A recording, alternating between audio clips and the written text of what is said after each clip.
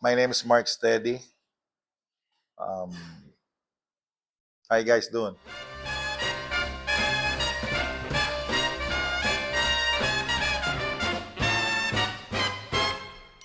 Nag-start yung sa plaka siguro dahil doon sa uncle ko na siya yung naabutan ko pa kasi yung plaka nung nag-start ako mahilig sa music. And then naging close ko yung uncle ko, si Uncle Levy. Yun, yung time na yun, puro plaka-plaka pa halos yung, wala pang CD nun eh, hindi ako nagkakamali. May mga cassettes, pero doon ko na ano yung, siguro yun yung nag-start ako mga 12, 13 years old na age ko, na na-expose na ako sa plaka. Ako mas naabutan ko na yung cassettes dahil yung hindi naman lahat na nung time na yun, siguro mga late 80s, hindi naman lahat na may mga turntable sa bahay. Nauuso na yung mga yung tapes nun, tape decks. And then, yun, yung mga ibang mga LPs nung uncle ko, nung nag-migrate na siya sa US, naiwan din sa akin. So, then tapos yung plaka nun, hindi naman pa ganun ako namimili talaga ng plaka kasi ang afford ko lang nun is yan, cassette tapes. Every after 2 weeks, bibili ako ng isang cassette tape. Kasi nung time na yun, nag-e-explore ka pa eh. Kung ano-ano pang nabibili mong kala mo maganda yung album cover. Ay, hindi pala yung alam mo na yung siguro masasabi ko yung age ko na nag-e-explore pa, and then may mga namimit akong halos matatanda nga sa akin yung mga naging kaibigan ko noon eh. Mga parang kaedad nung uncle ko, So, swerte naman ako noon. May mga kapitbahay ako dito sa San Fernando. Siguro first year high school ako na ano ko na yung mga The Specials, yung album na Dance Craze, yung mga The Clash. Kasi nasa boys school ako noon, first year high school, meron akong tape ng Anthrax. Meron silang song na favorite ko dun sa album na hindi ko pa alam na kinover lang nila. Yun yung Got the Time na original ni Joe Jackson. So narinig nung uncle ko, Mark, ano yan? May ganyan pa. Narinig niya yung version na medyo maingay, mabilis. Sabi niya, Mark, pag pumunta ka sa Manila, paparinig ko sa iyo yung mga mahilig ka pala sa ganyan. So yun na yung punk na. Although ang una kong narinig, doon din sa neighborhood namin, sa cassette, yung TRC na album na Rescue Ladders and the Human Barricade, yung song na Guilty to Interrupt, yata yun, by Sex Militants. Hindi ko alam kung tama ako. Iba to ano to klaseng music na to. So yun yung parang nagbigay sa akin. Siguro grade 5 ako noon, mga 11 years old. Yun yung parang okay to So ako parang yun na yung naano ako sa music. Doon ako nag-start na dig cassette, bumalik na lang yung plaka. Siguro ngayong mga mid-2000 na lang mga 2006 siguro.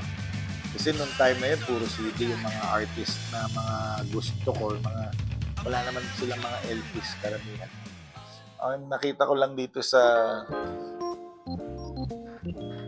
maiuwi ko na rin ito mamaya. Ito si Red Garland, one of my favorite pianists.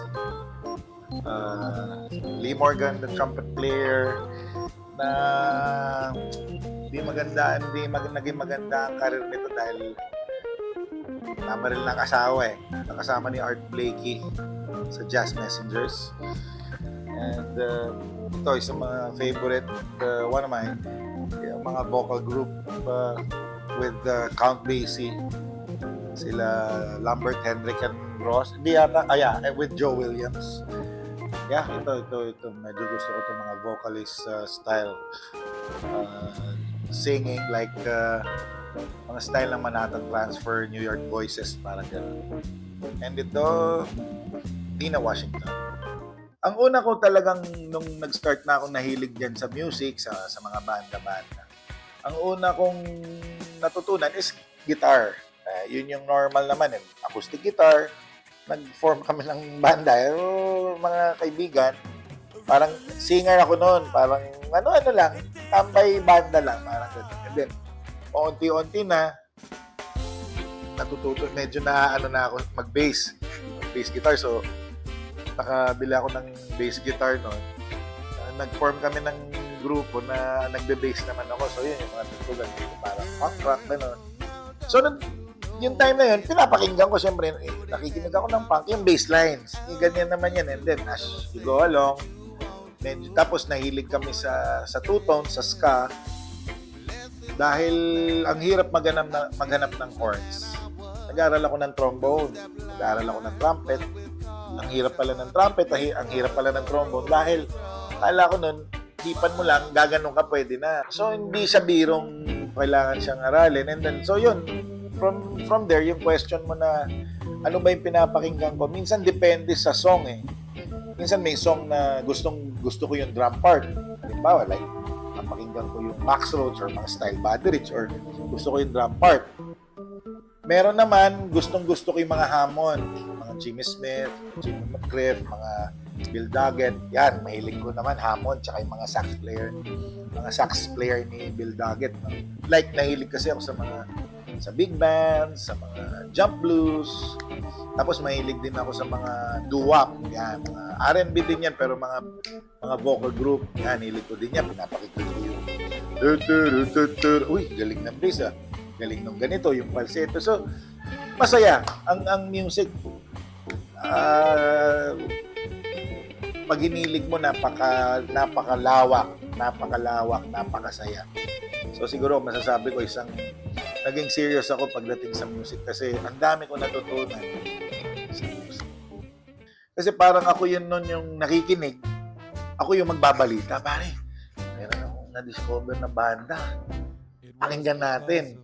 Parang dun yan, yung mga influences, and then, cover natin tong song nilang ganda. So ngayon, yung mga, kasi parang ako yung, siguro, masasabi ko, ako yung mahilig mag-dig nung bata pa ako. Ako yung, kung saan nakakarating ako ng Angeles, nakakarating ako ng Dao, dito sa Pampanga, nakakarating ako kung saan mga record store. Yung may ma-discover lang, minsan pa nga, dumadating pa yung plaka. Ipapatape ko, magbabayad ako dahil yung plaka, narinig ko, gusto ko nito, wala naman available na cassette tape ng plaka na yun. Ipapatape ko pa yun, and then ikakalat ko yun. Or ipaparinig ko yun. Minsan nga, pakinggan mo lang yan, wag mong hihiramin yung cassette kasi parang napagod ako dito sa cassette nito. Pakinggan nyo lang dyan. Tandaan nyo. Tapos minsan yung mga ibang kaibigan ko, pag nag-iinuman kami, pag nalasing ako, pag-ising ko yung tape, pinitik na. Ewan ko, nasa na yung mga yun, mga kalbayan. So yun yung ano, ako masasabi ko siguro kahit paano, dahil nga, para akong masasabi natin, naging seryoso ako at that time, 13, 14 years old. Yung baon ko nun, iniipon ko talaga para makabili ng cassette tape. Kaya cassette kasi nun So, yun. Hilig akong mag-research, matuto, malaman yung iba-ibang klaseng music na akma sa akin, which is nung time na yun, ang mga nauuso nun, mga grunge, mga kung ano-ano. Pero, pinakinggan ko sila kasi maririnig mo yun. Hindi po pwedeng tatakpan mo yung tenga mo na hindi mo malalaman yun. Pero, nasabi ko sa sarili ko, hindi para sa akin yung music. Kaya ako nagdig na naghanap ako ng... So, yan. Ska na. Medyo punk and then ska. And then, medyo napupunta na. Nung narinig ko yung album ni Joe Jackson na Jumpin' Jive. Hanip to Parang na-appreciate ko na yung mga horns nun So, nung narinig ko yung album ng Joe Jackson na Jumpin' Jive, doon ko na yung swing.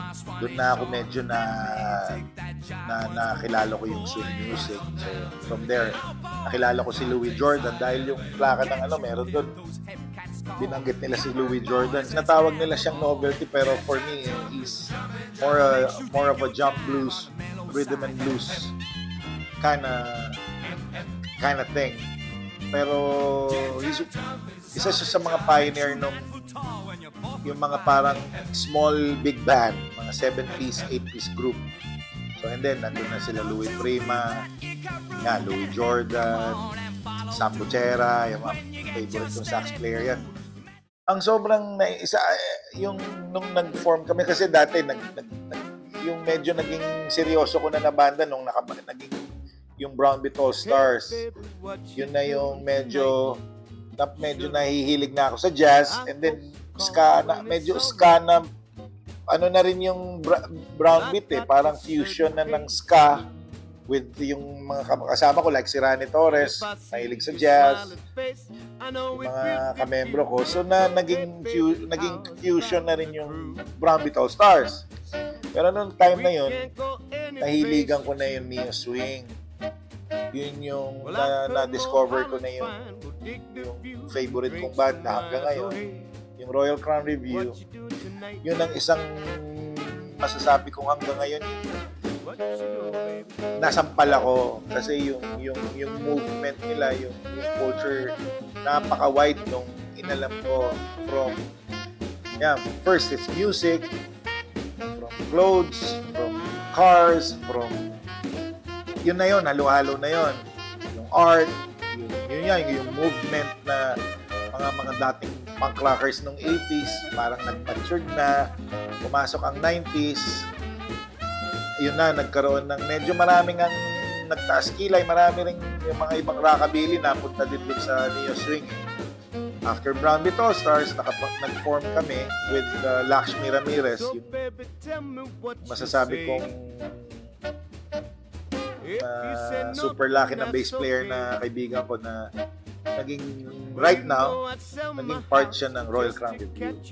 Nabuhayan ako ng dugo nung dumating yung Royal Crown kasi parang yun yung version ng punk rock nung edad ko, which is mga mid-20s ako. Parang yun yung, kasi siguro medyo naghahanap na ako ng music na medyo yung pasok na sa akin. Kasi musically, okay ang punk yun yung nakalakayan ko. Pero syempre musically, naghahanap ka na ng something na, uy, ano na yun, pwedeng itugtog na medyo, hindi naman technical, pero exciting, tsaka ano, yun yung neo swing. Tapos na-discover ko na yung mga Indigo Swing, Mighty Blue Kings. Ang dami kong tapos malaman-laman mo, mga background puro galing sa punk. Ngayon naman, present, mahilig ako sa Latin jazz, tunog ng hamon. Mahilig ako sa mga saxophone, sa mga standards na maganda yung ano niya, yung laman niya pag pinakinggan mo yung percussion, piano, yung bass, ganda ng mga groove. Dumating ako na addict ako sa plaka. Gusto mo lahat na lang ng favorite mong song, favorite mong artist, meron ka. Dumating din sa point na na-realize ko, hindi mo mabibili lahat, hindi mo makukuha lahat. Ang dami ko ngayon, ang dami ko rin mga wishlist na mga albums, mga 45s, mga LPs na gusto ko.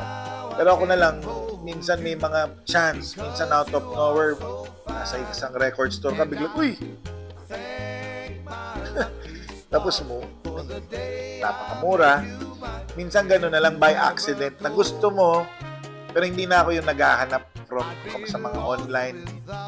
Mas napakasay, uy, tagal ko nang hinahanap to, dito ko lang makikita. Minsan may gano'n talaga na hindi mo ma-explain bakit may mga ganong aksidente na hindi mo, may mapupunta kang record store na puro mga pop lang yung tapos biglang may maliligaw na artist na super para sa'yo. Ako hindi naman ako nagba-base dun sa value, dun sa presyo ng sa ganito, sa mga discogs. Ako, basta yung album na yun, alam ko, pinakinggan ko nung tape pa or kung saan man, pag nakita ko, dun ako natutuwa. Hindi ako masyadong nagbe-base sa value ng market value ng LP, hindi. Ako basta yung value niya for me na yung sound, yung album, yung mga songs doon is mga favorite ko. So, yun ang masaya para sa akin. Favorite record. Hirap ng question mo, Okay. Iniba yung buhay ko, yung ko sa music, yung Mugsy's Move ng Royal Crown Review. Yun ang masasabi kong isa sa mga 4 years pinakinggan ko yung CD na yun. Yan. Royal Crown Review Maxi Smooth. $18 short, a $20 bag. The hustle's thin.